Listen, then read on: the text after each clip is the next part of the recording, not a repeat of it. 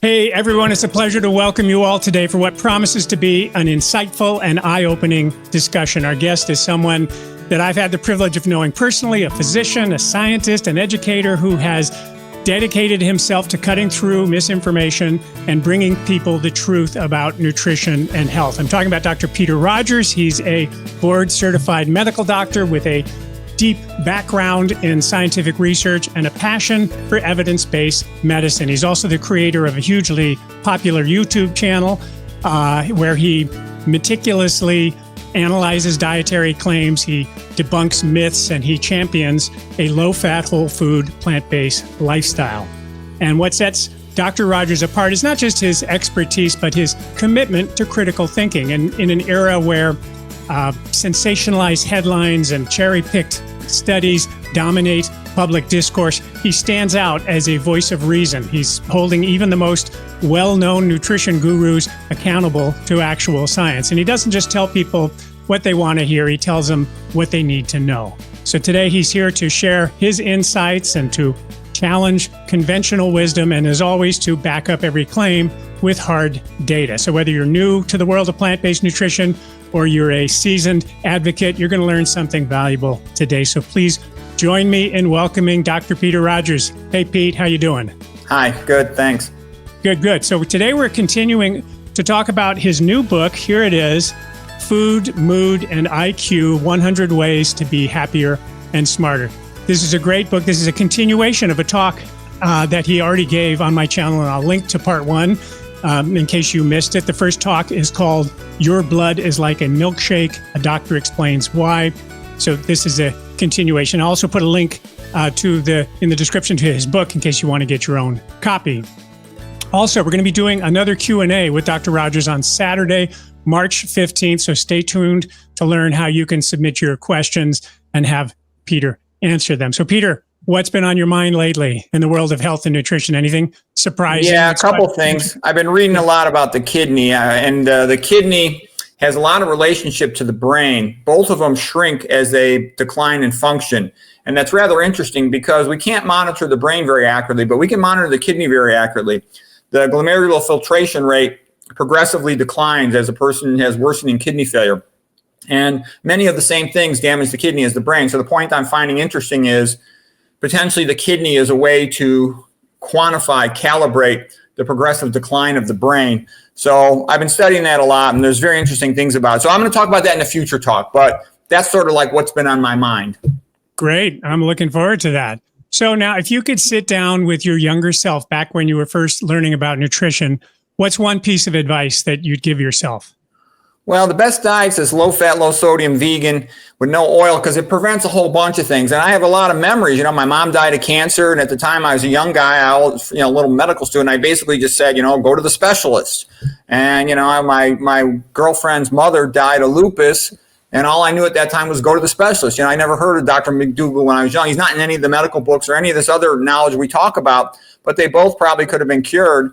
And my father ended up having a complication of open heart surgery where he had a stroke a couple years later because they stapled the left internal mammary artery to the left anterior descending ligament to the LAD. He probably wouldn't have had that stroke if he didn't go over open heart. I tried to talk him out of it, but I didn't know enough at the time. This is, again, 25 years ago, to overcome the opinion of the cardiologist and the cardiac surgeon who were pushing it. So what I'm trying to say is these things make a difference between whether people live or die and or whether or not they go under pretty severe surgery. So it's pretty useful information.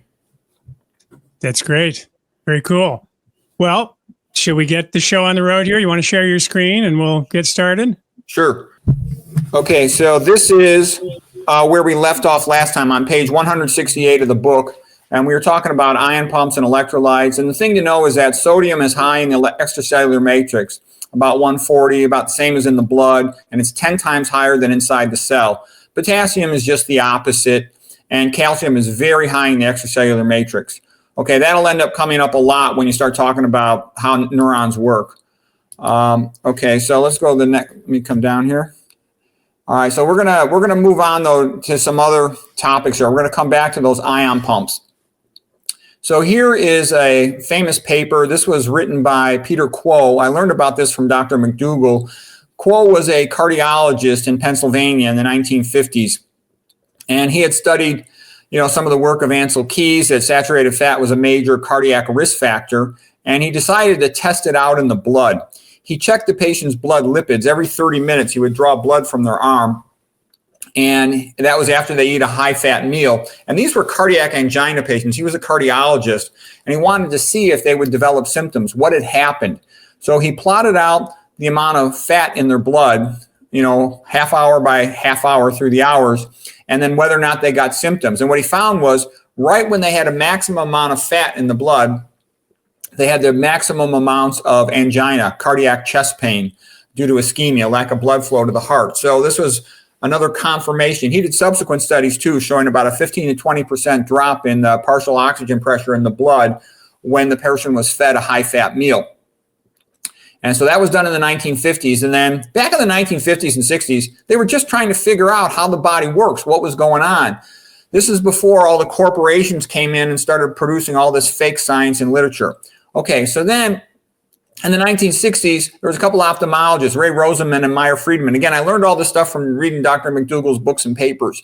They started to test things out because there was sort of this enthusiasm that, well, we know saturated fat's a cardiac risk factor, but these omega-6 cooking oils, they might be protective. Let's see what happens. What they found out when patients were given the PUFAs, polyunsaturated fatty acids, with the double bonds in them, things like, corn oil, safflower oil, all the different oils, it was even worse. You got more prolonged blood sludging, sticking together the red blood cells, which you don't want, because typical red blood cells about 7 microns in diameter. Typical capillaries about 5 microns in diameter. What that means is the red blood cell has to deform a little bit in order to pass through the capillary. So if you then stick the red blood cells together, because the fat's sticking them together, now you're having to push this big bulky thing like a submarine sandwich through the capillaries, and that's difficult to do. Blood pressure has to go up. It makes the blood thicker. Like I said before, let's say normal blood is like water, and the reason you have a blood pressure is to pump blood to the top of your brain, your cerebral cortex. You're pumping against gravity. But if you're pumping thick blood, it's like a milkshake, so you have to pump at a higher pressure. In addition, there's things that cause the arteries to constrict, like dietary sodium, okay? Actually, high fructose corn syrup will lead to increased uric acid in the blood. That's also a vasoconstrictor. These things will clamp down your blood vessels, and then you're pumping blood, that's thick blood, through a constricted system. Pressure has to go up, okay? So those things are going to cause high blood pressure. High blood pressure and high cholesterol are the two main risk factors for atherosclerosis, which plugs up arteries all throughout your body. In your brain, lowers your IQ, in your spine, gives you back pain, in your heart can cause you to die from myocardial infarction, heart attack. It'll also cause atrial fibrillation, congestive heart failure, all of these problems. So hypertension and diabetes are the gateway diseases that lead to atherosclerosis. And high-fat diets, high-sodium diets are major causes of them, okay? And so what I'm saying is this was pretty well mapped out that you lose either way with a lot of sat fat or with unsaturated fat. And there are additional studies, things like David Blankenhorn's paper, where he showed whatever fat you eat, it increased arterial atherosclerosis. It did not matter if it was sat fat, if it was a MUFA, monounsaturated fatty acids like an olive oil, if it was the PUFAs, omega-6, if it's omega-3s. They all contribute to worsening atherosclerosis. So the only way to minimize atherosclerosis was to minimize dietary fat. That's an important point, because a lot of times nowadays you hear about good fats. And I think that's a misnomer that tricks people into thinking that some fats are good, some are bad. All fat increases atherosclerosis risk. That's important to know. Nathan Pritikin had done an extensive study of all the literature on lipids, and he came to the conclusion fat is bad. Dr. McDougall said the excessive dietary fat is the #1 toxin in the Western diet. So that's an important thing to understand, okay? Oops, let me go back to this. Okay, you can call the red blood cells sticking together. You can call it blood sludge. You can also call it rouleau formation. Rouleau formation is the French word for stack of coins. And the biochemical mechanism is that the red blood cells have a negative charge on their outer surface. That is called a zeta potential. It's generated by the Glycocalyx, which is there's a coating of glycoproteins, sugar proteins, on the outer surface of all cells, including red blood cells. And there's a lot of heparan sulfate on there. The sulfates are all very negatively charged. There's cholesterol sulfates on there, negatively charged. And the third thing is there's sialic acids at the end of the glycoproteins, that those are sort of like the identity card for the immune system. The immune system reads every cell by braille. It feels it and it goes, yep, this belongs here. Okay, or this is foreign. So that's how that works. Okay, and then when you have something that's positively charged in a big enough size, like LDL cholesterol, it'll stick the red blood cells together, and that'll cause blood sludge. There's a really good video at Dr. McDougall's YouTube channel called High Fat Meal Blood Sludge. It's only 50 seconds long. It was made with Roy Swank, and you can see this process in motion, and it lets you know why you don't want to eat these high fat meals, and also why you feel lousy after you go to a greasy spoon type of place. Let's see, what else do I got here? All right, Roy Swank also measured the drop in oxygen. So Quo got 15 to 20% drop in oxygen delivered to tissue. Roy Swank noted that in hamster brains, he could detect after a high saturated fat meal a 30% drop in oxygen delivery to the brain cells in the hamster brain. That's pretty scary. That's a lot of oxygen drop. Otto Warburg could show that if you drop oxygen delivery by 35% or more, you can induce cancer in human tissue cultures, okay? Because you can injure the mitochondria, and that can initiate a transformation in the cell's metabolism to more of an anaerobic glycolysis type metabolism. It's thought that when cells arose on the world, there was no oxygen available, and that they primarily had anaerobic metabolism, but later as oxygen gradually became available, that they could kind of switch back and forth. And so that's called the Warburg effect, to induce mitochondrial injury by hypoxia and have the cell transform itself into running primarily on lack of oxygen. This video is from Dr. Roy Swank of Oregon State University. Sorry, yes. I found the video and I didn't mean to start running it. I don't know what I'm doing with this system here. Do you want to see it for a second? That's okay. Should I keep going? Here it is. This is the intestine of a rabbit under a microscope before and after a bolus of oil was placed into its mouth. You can see that the blood is flowing smoothly, consistently, a good flow.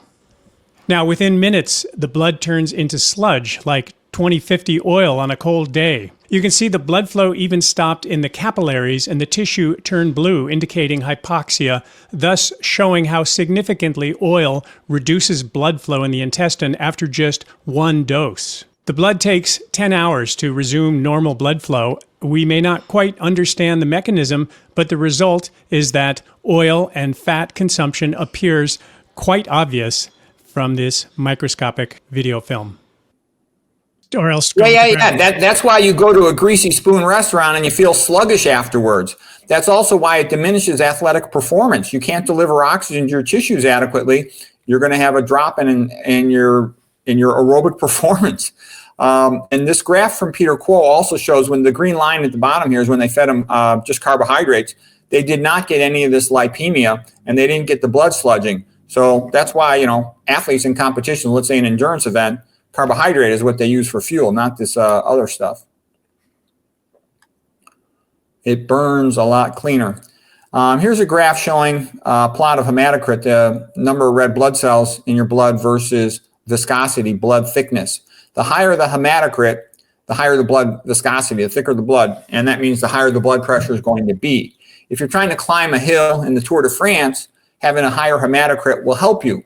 But if you're just laying around in bed at night, having an excessive amount of red blood cells, really thick blood, it'll also increase your vulnerability to clotting. And a lot of these Tour de France type long distance bicycle riders died at a young age of myocardial infarction. It's thought because excessive high hematocrits, red blood cell counts in the blood, makes a person predisposed to clotting, to thrombosis. Over 99% of the cells in the blood are red blood cells. So whatever's going on with the red blood cells, that's a determining factor. Okay. Here's a test tube for doing a complete blood count, and it's centrifuge sedimented out. The red blood cells at the bottom, what percentage they are of the total volume, that's the hematocrit. The white blood cells in the center is called the buffy coat, and then the plasma above that's translucent. Okay, usually you can see through that. If you eat a real high-fat meal, this plasma will become opaque. You can no longer see through it. In the movie Game Changers, which is about athletes who eat vegan diets, they showed a nice picture of this. You can see the real slide there instead of my drawing. Okay.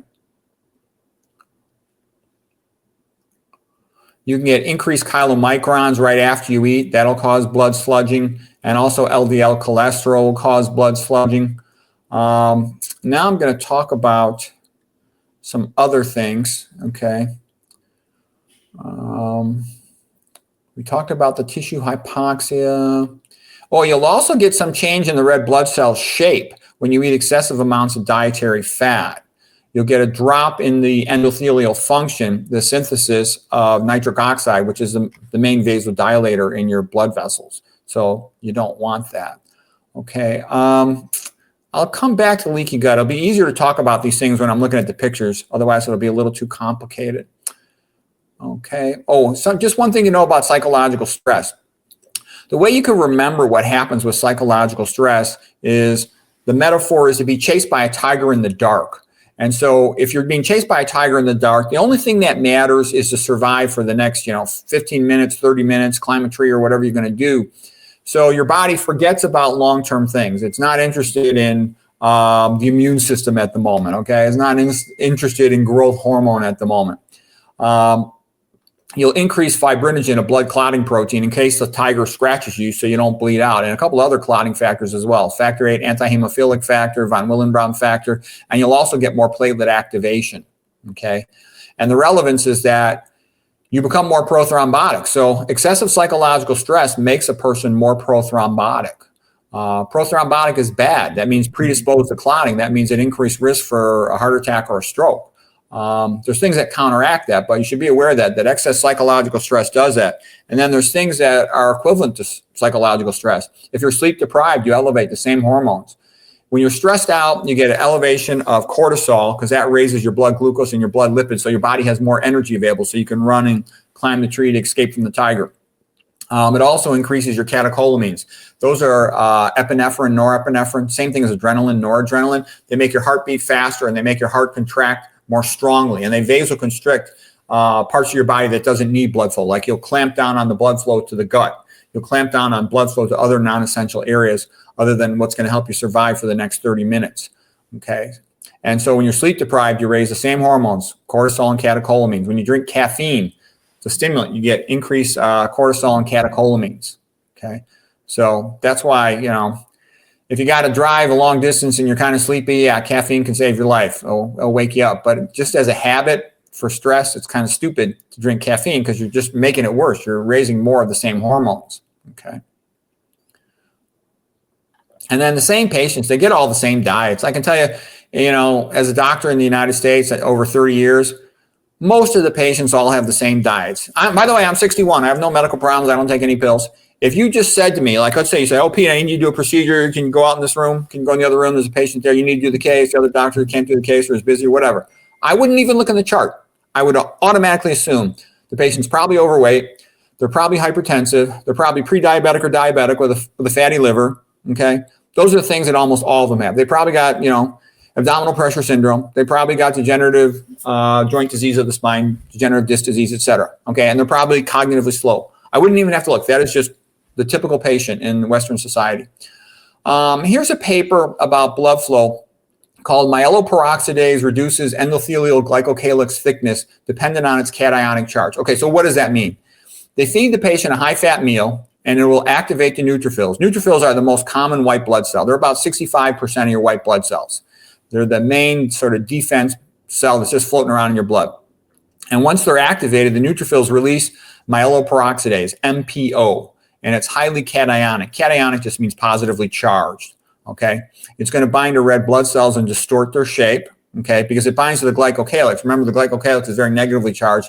We spoke about that a moment ago because of all the sulfates, for example, the heparin sulfate, cholesterol sulfate, plus the sialic acids are also negatively charged, okay? And that's called the negative charge on the surface of cells and the endothelium is called the zeta potential. So something positive that can overcome it is called overcoming the zeta potential. Okay. Okay, then the EG is endothelial glycocalyx is going to collapse. I'll show you a picture of this in just one moment, but I'm just giving you the paper as well if you want to look it up. Okay. The core protein of the endothelial glycocalyx is called syndicams. All right. All right, so here that is in picture form. This is a normal endothelial cell. Endothelial cell means, inside lining of arteries, okay? Between the endothelial cells, you've got tight junctions, and then you've got these core proteins sticking up, okay? These core proteins, actually, it's too much detail here, but they've got these side disaccharide units are called glycosaminoglycans, which are repeating units like of heparin sulfate. So they're very negative charged. These little negative signs here are negative charge, and that is the zeta potential of the endothelial cell. So everything in the blood, all the major stuff, it has a negative charge because that prevents it from sticking together. You know, like if you try to hold two magnets, negative to negative, they just bounce away from each other. So that's how it normally should be, so you don't get unwanted clotting. But when you eat a high-fat meal, you cause activation of some of the neutrophils floating around in the blood. And then they release these positive charges that are called myeloperoxidase. So these positive charges then descend onto the glycocalyx, and they bind with the negative charge of the glycocalyx, okay, the heparin sulfates, and they cause it to collapse down. See how high it is, these blue glycocalyx core proteins? Once they collapse down after binding to the MPO, now you expose adhesion molecules on the surface of the endothelial cells, and the neutrophils will bind to them.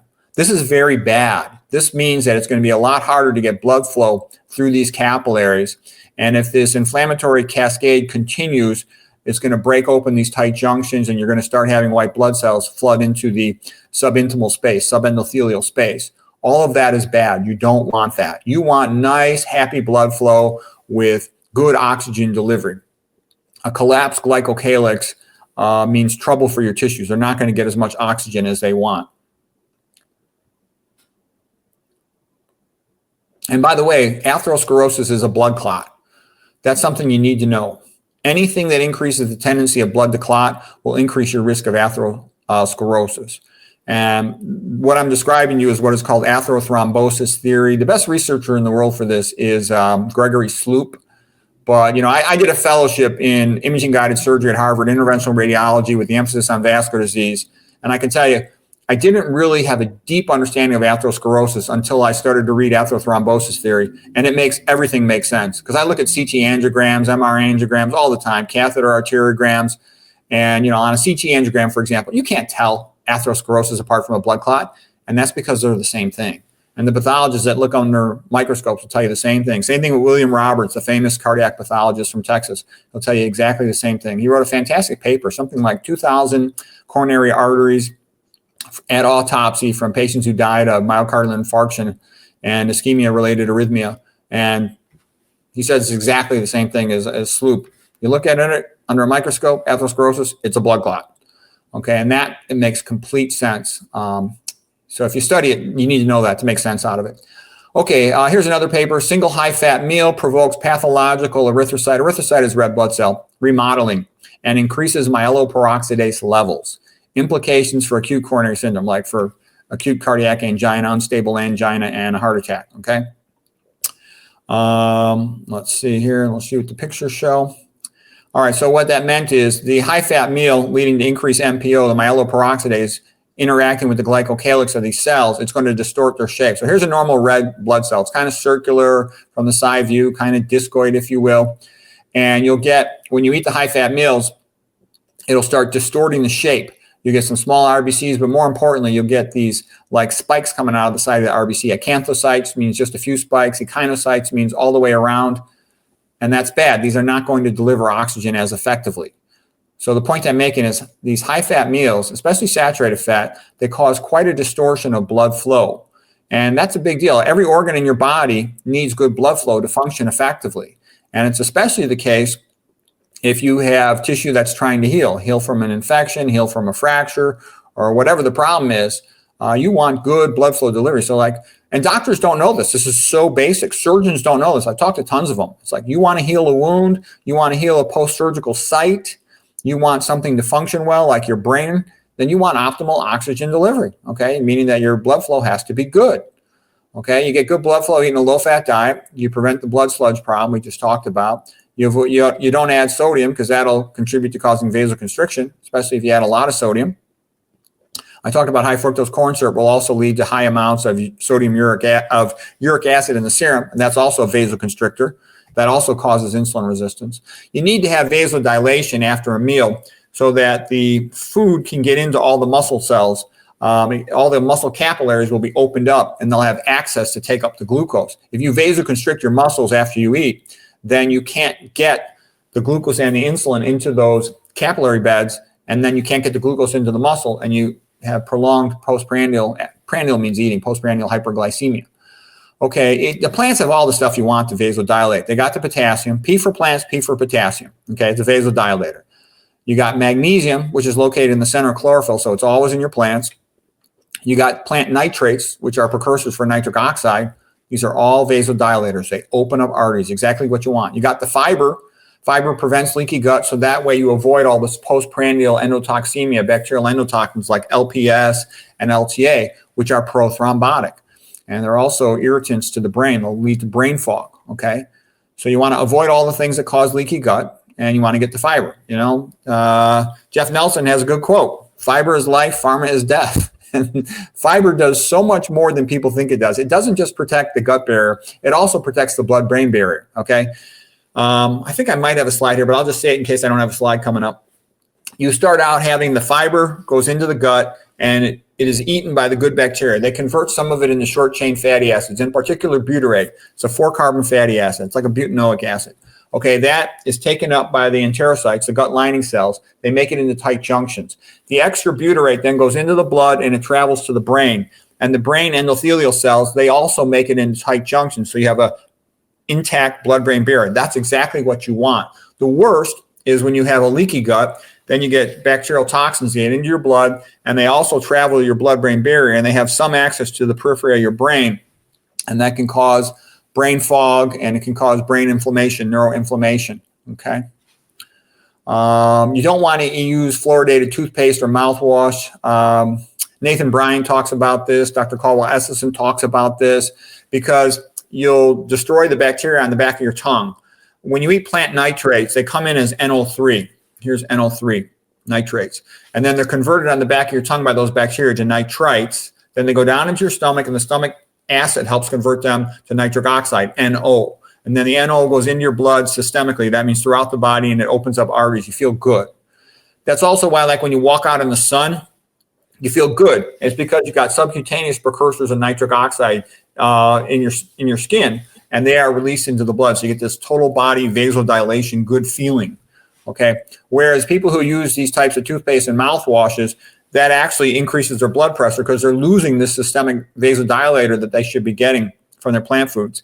And Dr. Esselstyn especially emphasizes, as a person gets older, it's even more important to eat your greens, so to speak, because you're going to have less intrinsic capacity in your endothelial cells of your arteries to produce nitric oxide vasodilator. I actually think that's exaggerated, how bad your nitric oxide production gets with aging. It does happen, but the reason it's exaggerated is most people are not eating a healthy diet. If they're eating a healthy diet, they can maintain a good blood pressure. I'd also refer back to the Donison paper I spoke of earlier, 1929 Lancet Journal. C.P. Donison, who was a physician from England working in Africa. The name of the paper is Blood Pressure in the African Native. 1,800 consecutive admissions, not a single patient had hypertension. But in the second half of the paper, they talk about 60-year-old men. The average 60-year-old man in Kenya, where they eat a plant-based diet, I'll give you his blood pressure in a second. Let me just tell you what the average Englishman's blood pressure was at that time. So for an average age of 60 years old, the average blood pressure was 140/90, mild hypertension. Okay, then the average man from Kenya, his blood pressure was 105/67. 105/67. That's an incredibly low blood pressure. But their blood pressure stays the same when they're a teenager all through their life. So that's the results of eating a plant-based diet. You don't get all these problems. And why wouldn't you want to avoid all these problems? I can assure you, you do. If you're taking stomach acid blockers, that can also interrupt the ability to convert plant nitrates into nitric oxide. As we said, that's sort of like the lower step in the chain of reactions to go from NO2 to NO, okay? So basically, the good stuff's in the plants. And I just came to this plant-based diet eating because for health purposes. I don't have any philosophical issues with eating meat. I do it because I want to be healthy. I want to keep my arteries open. I see all these train wreck patients every day. I feel sorry for them. I felt bad what happened to my father, okay? And I wish I knew this before. I could have helped them. Could have helped them more. I tried. I was with them. I stayed with them in the ICU. I did what I could, but I just didn't know enough at that time. Western diets cause blood-brain barrier leakage and altered spatial strategies in rats. They basically make you stupid. The same things that cause leaky gut tend to cause leaky blood-brain barrier, and then you just get decreased cognitive performance, okay? You can also get things like anxiety, insomnia, headaches, depression, decreased brain function. Who wants that? Nobody wants that. Okay. Here's another paper, and there's lots of these. Short-chain fatty acids ameliorate depressive-like behaviors of high fructose-fed mice by rescuing hippocampal neurogenesis decline and blood-brain barrier damage. So what they're basically saying here, short-chain fatty acids, that means when you eat the fiber, the gut bacteria make these guys, short-chain fatty acids. You'll often see it abbreviated SCFA. And those are used by your gut lining to make tight junctions, but it also travels through the blood, the butyrate, and it's used by the brain to make tight junctions as well. And that protects you from brain fog. It protects you from neuronal injury. It protects you from neuroinflammation. It's all good. And I had mentioned earlier, I'm studying the kidney now. And what I'm learning is that the butyrate is also protecting the glomerular filtration barrier. It's protecting your kidneys too. It's doing everything you want. Basically, it's how we're meant to live. Keeps us healthy. Okay. Oh, and I forgot something else. The butyrate also protects your eyeballs and it protects your testes. So little round things that have a specific barrier from blood flow, they benefit a lot from the butyrate. Your brain in particular has to maintain precise ionic gradients around all your neurons so they can function effectively when they send electrical messages. So that's why you can't go offline. Your brain can't go offline in the daytime, and it has to have a blood-brain barrier to maintain its function. Okay. If you don't have an intact tight junctions, not only will you get lipopolysaccharide, lipoteichoic acid, the bacterial endotoxins getting through the gut lining, they can also then get through the leaky blood-brain barrier and cause neuroinflammation. I'll show you a picture of all this stuff in a moment. It's a lot easier to understand it with the picture. The LPS and the LTA in the blood are also going to cause amyloid clotting. I'll show you a picture of that as well. And I think this is a very much under-recognized reason why a lot of people are sick. Like, for example, with atrial fibrillation, heart failure, cognitive decline. Okay. So here's a paper. Hippocampal function is impaired in a short term, by high-fat diet in mice. And these mice have increased blood-brain barrier permeability. So basically, high-fat diet equals decreased memory and decreased mood in the mice. Just happened after 3 days of feeding with a high-fat diet. And they also demonstrated depressive-like behavior. Okay. And then reduced synaptic density. They're losing brain cells, okay, in their hippocampus, in their memory center. Not good. Okay, and then they had increased amount of inflammation, pro-inflammatory cytokines, tumor necrosis factor alpha, interleukin-6, increased permeability of the blood-brain barrier in the hippocampus, in their memory center. The hippocampus is your memory center, and it's fragile. Okay, it's in your medial temporal lobe, and you want to protect that as best you can. Okay, another paper. I'm sorry for all these papers. I don't want to overwhelm you, but I want to make the point clear because there's this big sort of meme going around the internet. Make sure you get your good fats. Make sure you get your good fats, as if a lot of these fats are good for you. They're not. You don't need them. Nathan Pritikin and Dr. McDougall will both say it's impossible to be too low in fat with any naturally chosen diet, and that low-fat plant foods have plenty of omega-3 fats. You don't need to supplement, okay? That's been discussed and written about extensively. You can see Dr. McDougall having written about that in his Start Solution book in particular. Okay, rapid and reversible impairment of episodic memory when fed a high-fat diet in mice, okay? Okay. It causes a decrease in memory in just 1 day of feeding a high-fat diet. You'd be amazed how many papers show cognitive impairment with high-fat diets. Okay, here's a nice picture of leaky gut. I kind of talked about it earlier, but it'll be nice to see the picture. So in your gut, you got the good bacteria. I drew them as good bacteria. I drew them with a smiley face. And they get the dietary fiber. They convert it into short-chain fatty acids, SCFA, in particular the butyrate. And then that is used to make tight junctions. These TJs are tight junctions. It's only a single cell thick, the gut lining. They're called enterocytes because the gut's called enteric tract. So these are the enterocytes. Cyte means cell, C-Y-T-E. And you need these tight junctions to prevent stuff from breaking through there. And this is a normal gut lining, how it should be. And the fiber is what keeps it intact. Now, here is leaky gut. With leaky gut, you do not have intact tight junctions. And when you don't have intact tight junctions, then bad things can get across this lining. In particular, LPS. This is lipopolysaccharide. It is the endotoxin made by gram-negative bacteria. It comes from their cell wall. And LPS breaks through the gut lining and it'll cause inflammation of the gut. This can cause irritable bowel syndrome. It can cause ulcerative colitis. It can cause Crohn's disease. Some of these bacterial endotoxins can get into the blood vessels here, and then they start traveling through the blood, and they can cause systemic disease throughout the body. In particular, they increase the risk of the blood clotting through what is called amyloid clotting. They can also travel up to the brain, and the same patients who lack enough butyrate to maintain tight junctions of the gut also lack enough butyrate to maintain tight junctions of the brain, and you can get neuroinflammation because the LPS can contact the brain surface. Okay, if these tight junctions are really broken apart larger distances, the bacteria themselves can get into the blood. And we actually do have bacteria in our blood. There's something called the blood microbiome. Okay, but most of the time they can't do anything. The reason they can't do anything is our body sequesters iron because bacteria need iron to grow. So if we simply keep the iron hidden away from them, then they cannot proliferate. And our body's very good at that. However, as people get older, they tend to become more and more iron overloaded because the Western diet has lots of meat, like red meat, very high in iron. And also, sort of a crazy thing, they fortify most of these processed foods with iron, which is really a foolish thing to do because it just contributes to people becoming iron overloaded. What iron overloaded means is that you have iron that's no longer stored where it should be. Like it should be stored inside of cells bound to ferritin, for example. The way to think of iron, there's a guy by the name of Eugene Weinberg. He was a researcher with iron, and here's what he said. He said, iron is like a fire.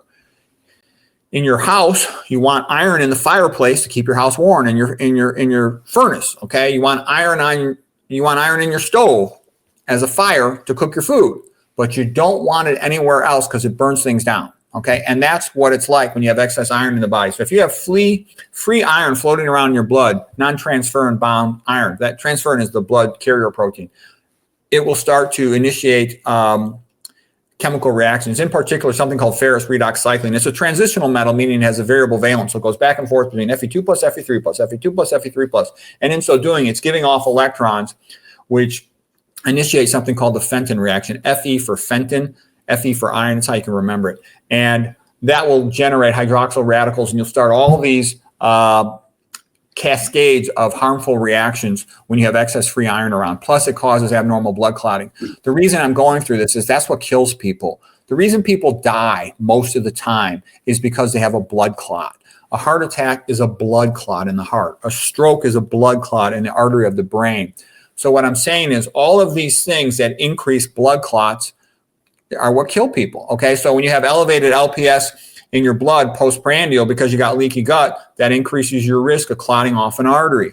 And if you couple that simultaneously, as so many people do, with elevated amounts of free iron, meaning that you're iron overloaded, that will further increase your risk of developing a clot. If you couple that with blood sludge, rouleau formation due to the fat sticking the red blood cells together, they're already stuck together, those red blood cells, that will increase your risk of a clot. Okay.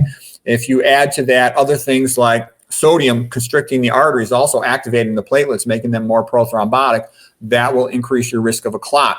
If you're dehydrated on top of that, that will increase your risk of the clot. Because quite often when something bad happens in the human body, it's not because of one thing. It's because 5, 10, 15 things are all going in the wrong direction. But the good news about that is you can stop most of these things and protect yourself. This list right here is all the things that cause leaky gut. And they make sense. An antibiotic because it will damage the good bacteria. Oils because they are toxic to the gut lining. Okay. Diet, very high in fat and animal foods because there's no fiber in animal foods. Okay. Things like glyphosate, that's what's sprayed on the non-organic soy, for example. That's a herbicide. It's an antimicrobial. It was originally used for that purpose. Okay. Other herbicides too. That's one of the benefits of organic. There's less of these sorts of chemicals in that food. It's not perfect, but there's less of these things. Psychological stress can also increase the risk of leaky gut. Because remember, I talked about you're going to shut down blood flow to areas that your body doesn't need. Well, you're going to shut down blood flow to the gut because your body's just trying to survive being chased by a tiger in the dark. And when you drop blood flow to the gut, you don't perfuse it as well. It's more vulnerable to injury. Okay. Caffeine will do the same thing, sleep deprivation. Alcohol is going to be toxic to the gut bacteria and the gut lining. Emulsifiers in processed food. So it goes on and on. I got a list here like 20-something things. So let's say you had autoimmune disease. You want to prevent all these things. Let's say you have coronary artery disease. You want to prevent all these things. Let's say you're worried about cognitive decline. You want to prevent all these things. And you can also see where I'm going is that this is not, conventional medical thinking. Match the ill to the pill and send the bill, each disease being a totally separate thing. No, these diseases are all related. Obesity, hypertension, diabetes, coronary artery disease, a lot of cognitive decline, a lot of back pain. They're all related. So as you progress towards trying to fix one of them, you can often fix a whole bunch of them and just be healthier in general. The other thing here is that big chunks of protein can get across the gut lining when you don't have the tight junctions, and that can lead to the immune system reacting to them. And because it's coming from an animal protein, it's different enough the immune system reacts to it, but it's similar enough that those same antibodies will cross-react with your own tissue. So that's called molecular mimicry with autoantibody against self cross-reactivity. Okay, so that's the main mechanism of autoimmune disease. So it's pretty easy. Eat the fiber and you protect your gut and avoid all these modern processed food and toxic chemicals. Okay, be simple, be old-fashioned. I often say a simple way to remember what you should do is just to live like Adam and Eve, but keep your indoor heating and plumbing. Okay, Genesis 1:29. Every plant on the world should be food for you. Okay, that's good advice. It just works better. Our body, we are omnivorous in the sense we can eat all kinds of things to survive, and that's how humans have colonized the entire globe. But to optimize health, low-fat plant foods are the best way to go. And when you're 20 years old, you can drink beer till 2 o'clock in the morning. You can go work at 6 a.m. the next day, and you're okay. But the older you get, the more fragile you get. So the more you need to get your act together, or you're going to start suffering irreversible consequences. And the more irreversible damage you have to your body, the harder it is to feel good. So you want to prevent all that stuff as best you can. Okay, now here's a picture showing how the immune system works. This is sort of introduction to immunology. Okay, so you have cells like macrophages, or you can call them dendritic cells. They're sort of like resident macrophages. These are security guards. They guard your tissues. They sit right beneath the endothelial cells lining the blood vessels, and their job is to catch any bacteria or toxic chemicals that sneak into the subendothelial space. And they've got what are called PRR, pattern recognition receptors. So if bacterial endotoxin sneaks its way into the subendothelial space, they will bind to it. Some of them are also, the neutrophils are an example of a cell for the immune system floating in the blood. Dendritic cells are in the tissue deep to the endothelial layer. Okay, but anyways, they got pattern recognition receptors, and they will sense these toxic chemicals and other toxic chemicals. PAMPs means pathogen-associated molecular patterns. The word pattern just comes up for pattern recognition receptors. MAMPs means microbial-associated molecular patterns. So again, everything's done by Braille. They just feel it. This does not belong here. This is toxic. This is a PAMPs. This is a MAMPs. Okay, here's a bacteria that had gotten into the blood, for example. Now, DAMPs is different, but it's related. DAMPs means damage-associated molecular pattern. So if you have tissue in your body that's damaged for whatever the reason, the immune system will recognize it because, internal contents will be exposed. The external surface proteins will be damaged and distorted in their shape. Cancer itself has cancer-associated molecular patterns. So all of these things can activate the security guard, so to speak. And when the security guard senses there's a problem that it can't handle, any big problem, it says, uh-oh, and it makes a run for the lymph nodes. So it dives into the lymphatics and goes to a lymph node, and it starts bouncing around this lymph node, which will have millions of cells in it, and it tries to find one that has a match in binding ability to bind whatever toxin or infecting particle it just interacted with. And then the immune system will start to have a clonal amplification response where it'll multiply copies of whatever lymphocyte, immune system cell, can respond to the problem. Okay. Let me show a couple more slides about how the immune system works, because this is how we fight infections. This is how we fight cancer. This is how we prevent inflammation. Again, you have a standard epithelium, meaning lining cells, EC for endothelial cells, because we've been talking about blood vessels, tight junctions connecting them so bad stuff can't get through there. You have a basement membrane which tethers everything together, and then you'll be connected to extracellular matrix proteins on the internal organ cells. So let's say this was the liver. These are the lining cells of the blood vessel. This is the tethering basement membrane. This is the connective tissue scaffold glue that holds all the liver cells together. And every organ is like this. Okay. So the lining of a barrier surface is called an epithelium. That ends up being important to know. Okay. And you have to know about tight junctions. That's about all you need to know. The reason I'm going through all this is I'm giving you the knowledge it takes to understand basic pathophysiology so that you can reason your way through discussions on these topics, and you'll be able to intelligently navigate information about these subjects for maintaining your health. And this is sort of like the bread and butter key stuff to know. Okay, now here's a little more detail on how the immune system actually works. So this was your endothelial barrier. EC is endothelial cells. These are the tight junctions. You got a break in a tight junction. Bacteria have breached the endothelial barrier. So they now come into the subendothelial space, subintimal space, it's also called. The security guard cells, dendritic cells, are a type of macrophage. Macro meaning big, phage meaning eater. And they will eat the bacteria, and they're going to go, uh-oh, bacterial invasion, I can't handle this myself. Got to get some help. They'll jump into the lymphatic vessel, and they'll go to the lymph node. They'll go, help me, help me. And most of the lymph node, the lymphocytes are going to say, not my job, because they don't have a matching receptor to bind this type of bacteria or whatever LPS is associated with this bacteria. So it keeps bouncing around through all these cells until it finds a match, one that'll have the receptors on its surface that it'll be able to fight effectively against this bacteria and its associated toxins, okay? So in a sense, the dendritic cell right here is like a Pac-Man. It looks like a Pac-Man when it eats the bacteria, okay? And then it runs to the lymph node, kind of like Paul Revere, you know, one if by land, two if by sea, help, I need help, okay? And then the immune system, sort of by Braille, it bounces around till it finds a match that can help it. And one point I want to make is this is a physical action of this dendritic cell bouncing around through the lymph node, trying to find a lymphocyte. Lymphocyte is just an immune system cell that lives in lymph nodes. And if you're hot, like let's say you have a fever, then this bouncing around process to find a matches happens faster. So the immune system functions better when you're warmed up a little bit, okay? So that's worth knowing too, all right? In the blood, these monocytes travel around. The neutrophils are in there as well. Here's the neutrophils actually up here. Here's the monocytes. And I call them like a tank in the blood vessel. And then the little soldiers would be like the complement proteins, okay? This is your immune system. It's like your army that protects you. And by the way, high-fat diets damage these immune system cells. They markedly decrease the capacity of these cells to function and guard your body. Increase your risk of infections. Diabetics get tons of infections and they don't heal well. Every day in a Western hospital, diabetics get their legs amputated, their toes, their midfoot, you know, transmetatarsal amputations, below knee amputations. They get tons of amputations. They're the most common group. Cigarette smokers would be next in line, but diabetics are by far the worst. Okay, now here's what's happening in your gut when you have leaky gut with regard to amyloid clotting. So you get leaky gut, so you start getting bacterial endotoxins and some bacteria getting into the blood. So here's LPS, lipopolysaccharide, bacterial endotoxin from the colon. Here's the bacteria themselves. They get into the blood. They release their endotoxins, gram-negative bacteria, LPS, gram-positive bacteria, LTA.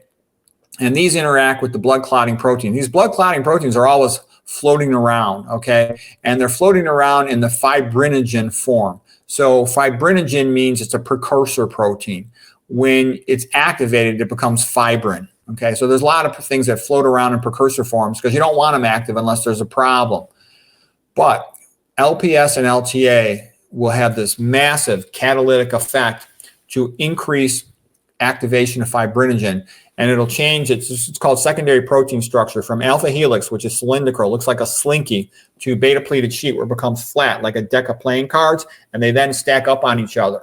Okay, these hydrogen bonds were within the individual molecule, within one molecule to hold it together in this slinky configuration. Now, once they go into beta pleated sheet like a deck of cards, the hydrogen bonds form between adjacent two separate molecules, and they create this big aggregate. The bigger a molecular size of a molecule in aqueous solution, the more likely it is to precipitate out of solution. For a molecule to precipitate out of solution is to clot. Okay, so you will form these clots, and these are called amyloid clots because when a protein changes its secondary protein structure, that's amyloid. And the fact it's clotting, amyloid clotting. Okay, so that's why leaky gut is very prothrombotic. And I also mentioned if you have excessive amounts of free iron, you're iron overloaded, that is also prothrombotic because it's also going to transform the shape of the fibrinogens from alpha helix, non-clotting, non-active, to beta-pleated sheet. And these aren't even just regular clots. These are what is called dense matted deposits. And they're relatively difficult to dissolve. They're difficult to lyse. So let's call these clots dense matted deposits, refractory to lysis. So that means they're bad. It's hard to clear them out of your blood vessels. These things increase your risk of cognitive decline, of congestive heart failure, of back pain. They're bad. You don't want a bunch of unnecessary clots forming in your blood. So a lack of dietary fiber, Dennis Burkitt said, we should be eating, he said, normally humans eat about 100 or more grams of fiber per day. Okay, Dr. McDougall would recommend you get at least 50. Average Americans only getting about 5 to 10. They're severely deficient in fiber. They also tend to be deficient in potassium because they don't eat plant foods. They tend to be deficient in magnesium because they don't eat plant foods. They tend to be deficient in antioxidants because they don't eat plant foods. So what I'm trying to say is I hear all this nonsense. Oh, you're low in omega-3s or you're low in some other thing. I'm like, you know what? What most Americans are low in is all the stuff you get from plants, okay? From the fiber, antioxidants, potassium, magnesium, all right? And that's an easy problem to fix. Just eat your plant foods and get the stuff your body's made for, okay? I calculated my diet. I was eating over 100 grams a day because I'm 100% vegan, keeps you healthy. Okay, it's the best you're going to do. There's no guarantee, everybody's got a risk of getting some rare disease, getting hit by a car or something, but you want good odds. That's the best you can do. I've been a doctor over 30 years and I study this stuff with great detail because I really want to understand it. And I can tell you, that's the best you can do. I'm not aware of anything. If there was something better you could do, I would do it, but there isn't. You can do all kinds of fancy things to look good in a picture. You could take, hormone replacement testosterone, but there's a lot of potential complications for that. Anytime you take a drug, there's side effects and there's problems with it. It might be necessary for a person, but what I'm trying to say is the smart bet is to fix your health as best you can, with diet, exercise, and sleep. By the way, the two scientists who did the most work on amyloid transformation clots were Douglas Kell and Etheresia Pretorius. He's a PhD guy from England. She's a PhD lady from South Africa. They're really smart. They wrote a lot of good papers. One of their most famous papers is Iron Behaving Badly. They did some awesome work. And I can tell you, doctors don't know about this. Like, they wrote all these papers on dormant bacteria, reactivation of dormant bacteria. I talk to infectious disease doctors. I know lots of doctors, and none of them know any of this stuff. And they really should. But all this stuff doesn't get into conventional textbooks. Most of the good information is not in the conventional textbooks. Okay, a little bit more. Now I'm going to talk a little more about the brain because the main point of the whole book was to understand why do people become cognitively impaired. And also, dementias become way more common. And a lot of people don't meet the frank criteria for dementia, but they're quite cognitively impaired. I can tell you, my internal medicine friends and in my own personal experience, the vast majority of people in the USA and Western countries, they're mentally slow after 60 years of age. They can still find their way home, but they've lost, the ability for nuance, vitality. And it's kind of sad.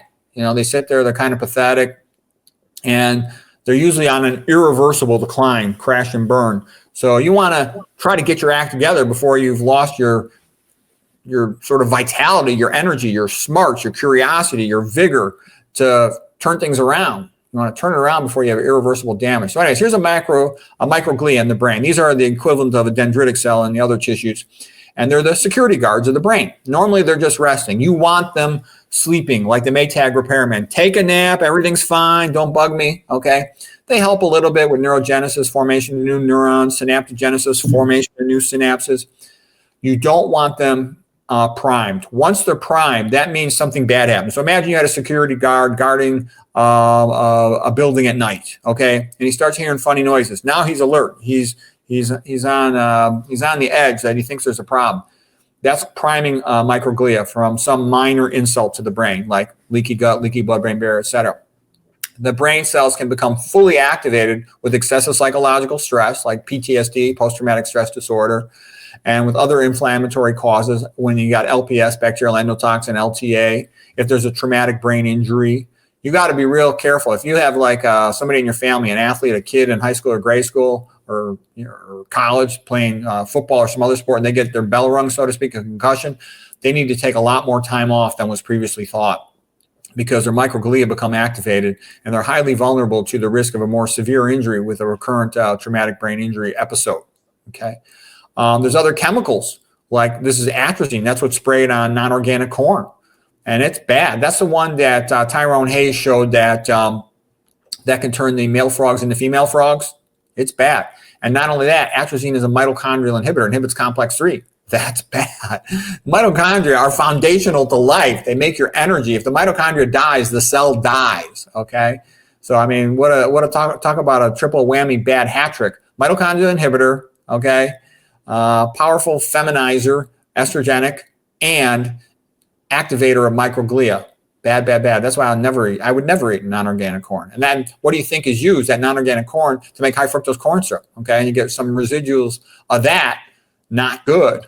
Okay. High fructose corn syrup often has Hg in it, mercury. Okay. Because they'll purify it through a chloralkali vat, and then we get some mercury in there. It's funny. If you read the old papers on high fructose corn syrup, they used to advertise it as a preservative. They wouldn't tell you that it was a preservative because it had mercury in it. But anyways, activated microglia, they start releasing all kinds of toxic chemicals. Because in a sense, when you activate a microglia, that's like activating the bodyguard, okay? So now the bodyguard in the brain is like, uh-oh, we have a bacterial invasion. It senses LPS for its pattern recognition receptor and is like, uh-oh, we got a bacterial invasion. I got to stop this. And it starts releasing all these chemicals to kill the bacteria in its vicinity. Well, guess what? There might just be a couple of LPS coming through a leaky blood-brain barrier. And now when it releases all these toxic chemicals, it causes collateral damage to the brain cells in that area. You don't want that, okay? There's another form of microglia when they're in a resting phase, sort of a previously activated resting phase, like an anti-inflammatory phase, M2 phase. Let's just call it an M2 phase. It doesn't have to be previously activated, but you need to know that too. They can rest. That's how you want your microglia, either MO phase resting or M2 phase. They're sort of in a positive anti-inflammatory homeostasis phase, maintaining the status quo. That's what you want. Okay. I'm going to show you one other mechanism of neurodegeneration is when brain cells run into an energy crisis. So we talked about the high-fat meals causing tissue hypoxia, and it's worse with excess sodium on board. Like let's say somebody eats a pizza, okay? Tons of fat from all the cheese pizza, and lots of sodium, vasoconstrictor. They're going to drop the oxygen and glucose blood flow to the brain cell. So normally a brain cell makes a lot of ATP. They got tons of mitochondria. And some of that ATP energy is used to run these enzymes called flipase and floppase, which is a perfect name. In particular for phosphatidylserine. These are phospholipids in your plasma membrane of your brain cells. And you want the PS flipped into the internal leaflet of the plasma membrane. This is an indicator to the outside world, like these complement proteins, that everything is cool. We've got energy. Everything is cool. This cell is in good working order. You know, you salute the big microglia walking by. Everything is cool. All right. Well, anyways, here's what happens when the cell doesn't have enough energy. When the neuron's not producing ATP, it will not generate enough energy, and you can't run your flipase and floppase, and you'll start getting all your phosphatidylserines will tip up into the outer leaflet of the plasma membrane. Then they're going to bind to complement proteins, and complement proteins are basically handles that are an eat me. It's like having a giant eat me sign that the microglia comes along, binds to, and it'll just eat the cell. It'll say, oh, this cell is not capable of surviving on its own. I'm just going to eat it, and we'll recycle it. We'll use its biochemical components for other cells. And that's how you lose brain cells, okay?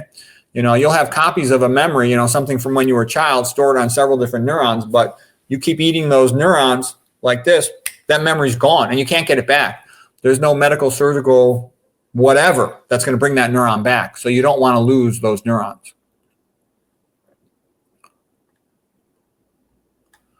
Okay, and this is just more of the same. This is, again, the same issue I showed you, flipase and floppase, and these are just other things that will make this process worse.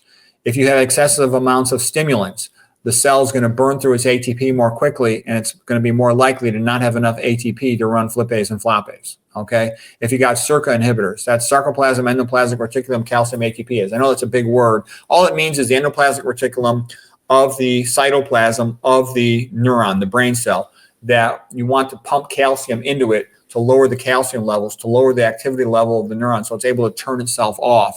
But if you inhibit SERCA, then you can't do that, and you end up having to waste a lot of ATP. So that's bad. And pretty much anything that smells bad will tend to activate CERCA. So your nose was given to you for a good reason, okay? Anything that smells bad tends to be bad for you. So you don't want to be smelling paint. You don't want to be smelling nail polish. You don't want to be smelling liquid paper. You don't want to go to the dry cleaner and inhale the trichloroethylene, TCE. All of these things can inhibit CERCA and decrease the function of your brain cells. In addition, diabetics tend to have very poor cognitive function. When you have an elevated hemoglobin A1C, that corresponds to inhibition of CERCA. Mitochondrial inhibitors will do this as well, because most ATP is made in the brain cells by mitochondria. Okay, atherosclerosis in the artery due to diabetes, hypertension, elevated cholesterol, all that will also decrease the oxygen glucose delivery and predispose these cells to having an ATP deficit, and they can end up being eaten. Because when I look at brains all the time, one of the things I do also is I'm a neuroradiologist, and I looked at many, many thousands of cognitively impaired and demented brains. I almost never see all the stuff in the books, okay? They're going to talk about, reversible causes of dementia, characteristic pattern of Alzheimer's. It's all nonsense. What I almost always see is an atrophic brain, shrunken down, shriveled, okay? And I'll see a little bit of chronic vascular disease, but not much, usually. Sometimes I'll see a lot, but usually not that much. The main thing I see is an atrophic, shrunken down brain, like a kidney is a shrunken down kidney when it fails. And from losing cells. You can't see these under a microscope. All you see is just a lack of cells. They're dead. They're gone. They've been eaten by the microglia and recycled, okay? So this is how people fade away, and you don't want that to happen to you. Okay, here's another example of how we damage brain cells. Normally, we have normal levels of insulin in our body after we eat a low-fat carbohydrate meal. Okay, the pancreas makes insulin. The insulin helps the glucose to be allowed into the skeletal muscles. We store a lot of glucose in our skeletal muscles after we eat because they make it into glycogen. The skeletal muscle system is like the biggest organ in the body. And the body also releases insulin-degrading enzyme, IDE, and that's used to clear away the insulin from the blood. The insulin-degrading enzyme also clears away BAP. BAP is the abbreviation for beta-amyloid protein. So here's the problem. We can only make insulin-degrading enzyme in limited amounts. If you have insulin resistance from eating high-fat diets, being stressed out, sleep-deprived, drinking a lot of caffeine, you will then have to use up all your IDE, insulin-degrading enzyme, to remove that insulin. It has a higher affinity for insulin than it does for beta-amyloid protein. And beta-amyloid protein circulates around your peripheral body. It means your arms, your legs, your torso, your belly. What happens when you have a shortage, and this is made in fixed quantities, insulin-degrading enzyme, when you have used it all up your IDE, clearing out the high levels of insulin due to insulin resistance, because the pancreas makes more insulin when there's insulin resistance, then you'll have the beta-amyloid protein does not get cleared adequately from the blood. It will go up to the brain, it'll cross the blood-brain barrier, and it will then cause problems with your brain cells. It actually activates what's called the NMDA receptor, the calcium channel receptor for glutamate. And so it's a stimulant, has a stimulant effect, which is harmful. The other name for that is excitotoxin. Well, anyways, the microglia, they don't like beta amyloid coming into the brain, and that can activate microglia. Same, now you see where this is all going? They're activating the security guard. Security guard goes, uh-oh, we have a problem, releases toxic chemicals, and those will cause collateral damage to your neurons. So you don't want that. I can tell you, when I talk about stupid patients, who are the stupidest patients? Kidney failure patients, in terms of big groups of patients where they're notoriously stupid, cognitively poorly functioning, are kidney failure patients. Okay, they're very sad. They plug up all their arteries. For multiple reasons, they have severe advanced atherosclerosis. Number two after that is diabetics. I see tons and tons of cognitively impaired diabetics. Okay, number three is obstructive sleep apnea, which tends to go hand in hand with type 2 diabetes because they're hypoxic at night. They're also sleepy in the daytime, but I see tons of them are cognitively slow. And then all the standard atherogenic patients, the overweight, hypertensive, coronary artery disease patients, they got atherosclerosis in their brains as well. But this type of stuff, it just keeps adding up day by day. So they're getting nickel and dimed to death. There isn't one big thing that destroys their brain. It's a daily nickel and diming, removing neurons until finally they hit a tipping point and they really just don't have it together. But they're having slow, ongoing, irreversible damage. And that's why you want to turn things around as fast as you can. Because a typical patient, in my experience, is clueless. They always say things like, I'm doing okay. I'm doing okay. I'm healthier than my cousin. I knew a guy who lived to 90 and he smoked and drank every day. And that's an absolutely stupid thing to say. Because my attitude about that is, imagine you had 100 blind people, okay, and you had them cross a busy street. A couple of them would make it across, but that doesn't mean it's a good idea. You want to have as good habits as you can possibly have.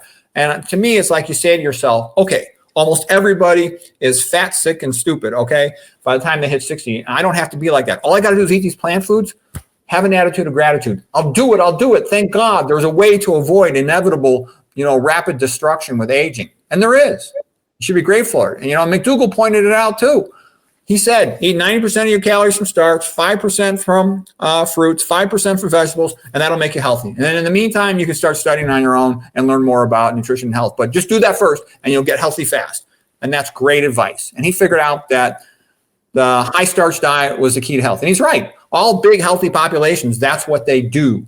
And even though there's lots of good things about fruits, and I know there's a lot of good things about fruits, there's no fruitarian big, healthy population. Okay. Fruits got problems. I like fruits a lot. I do eat about 35% of my calories from fruits, but they have seasonal availability in most locations. They're rather expensive. They're difficult to store. And nowadays they're spraying more and more stuff on them that I'm not happy about. Okay. Anyways, traumatic brain injury disrupts cerebrovascular tone through endothelial inducible NO synthase expression. Basically, TBI, traumatic brain injury, it causes opening of the blood-brain barrier, and it makes the brain a lot more vulnerable to toxins, okay? I'm not going to go into inos right now. I'll talk about that later. That's an important part. We're kind of getting into a whole new pathway here, the no pathway, the Martin Pall work, okay? Peter, maybe we should leave it off here for today. I think it's a good time to call it for today. Yeah. And got the cat in here. Trying to knock things up. But anyhow, that was a very insightful and thought-provoking discussion there. I sometimes take some notes while you're doing this.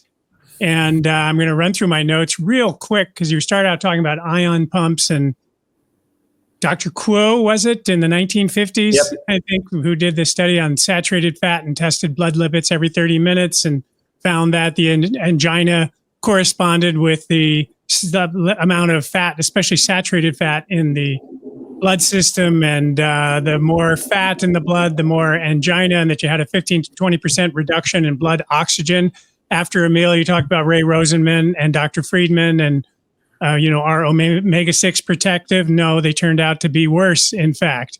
And you talk about the red blood cell having to deform to pass through capillaries, hypertension to diabetes, atherosclerosis, just, fat, whether it's saturated fat, unsaturated fat, whatever fat you eat is going to increase atherosclerosis, and minimizing dietary fat to minimize that. There's no such thing as good fat. And fat is the number one toxin in the diet. Blood sludge, you talked about the rouleau formation. And we looked at that video of the Roy Swank, one high-fat meal causing the blood to sludge for up to a day.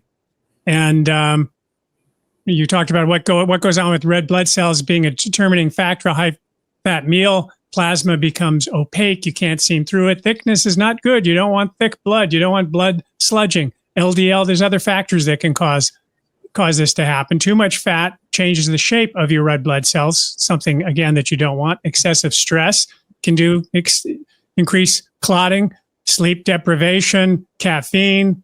A little caffeine to keep you awake on a long drive is one thing, but having it daily all the time is not a great habit. You're going to raise more of the same hormones that are going to drive you the wrong way. So you talked about high-fat meal activating neutrophils, positively charged, binding to red blood cells. Again, not good. The zeta potential is how cells resist each other to prevent clotting. And you talked about endothelial cells having negative charge. The zeta potential, again, preventing from sticking together. That's how it should be. But a high-fat meal activates positive charges that bind with a negative charge and then collapse it down. And that can be very bad. That interferes with blood flow. And imagine if you were doing this every meal and you're having, your nuts and your avocados and your oil, olive oil, or whatever, you're harming your blood flow in multiple ways. You're lowering the oxygen. That's not a good thing to do. You said atherosclerosis is a blood clot. You showed us a paper of a single high-fat meal increasing the risk of heart attack, angina, and so on. You explained the mechanism for how that worked, distorting the shape of the red blood cells. Not going to deliver oxygen as well. especially saturated fat. You said good blood flow is to have eat low fat. Don't add sodium, not much. Avoid high fructose corn syrup, which is a vasoconstrictor. Fiber is life, pharma is death. My little quote there. Avoid fluoride in toothpaste and mouthwash. Nitrates convert on the back of your tongue. These will destroy bacteria that's needed to convert. Avoid stomach acid blockers. You had another study, high-fat diet in mice decreases memory and mood, causing depressive behavior, losing brain cells in the hippocampus, the memory center, not good. And in this study, there was high-fat diet caused memory loss in just 1 day. You talked about LPS, endotoxin that gets into your gut with a leaky gut, makes all kinds of problems, can get into blood, causing systemic problems. Excess iron you talked about, it's being like a fire in your house. It's one thing to have a fire in your fireplace, but you don't want your house to burn down. And this initiates reactions that give off electrons, a Fenton reaction, you said, generating abnormal blood clotting, all the things that are unhelpful for this process: antibiotics, oil, saturated fat, meat and dairy, herbicides, excess stress, caffeine, alcohol, emulsifiers, and processed foods. And you have a list in there of what you want to prevent, what you want to do, stacking one on the other. Some becomes greater than the total, or whatever that saying is. You talked about molecular mimicry and autoimmune disease.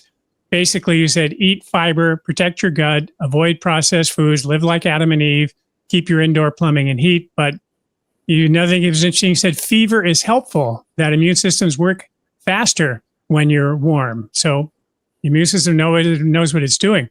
High-fat diets damage immune system cells. Whole food, unprocessed, plant-based diet, again, low in fat and low in sodium.